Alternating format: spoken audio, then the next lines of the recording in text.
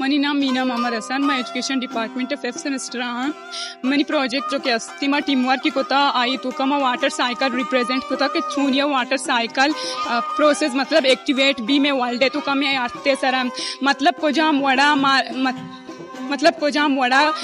water cycle में nature है गुमा इंटर कनेक्टेड ही और मारा को जाम वड़ा सस्टेनेबल एक्शन या के प्रैक्टिसेस करना ग्लूटा होती आते प्रोटेक्ट करने के वास्ता चिया के वाटर साइकिल या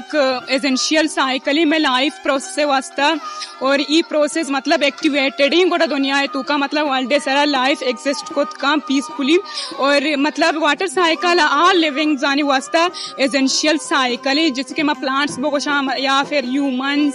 अर्च ऑर्गेनिज्म यास्ते आ वाटर साइकिल थ्रू ही लिव को कंती वक्त के वाटर साइकिल स्लो भी या के वाटर साइकिल मबिती गोड़ा ई मतलब जिंदगी ग्वाजिनक आते सरा इम्पॉसिबल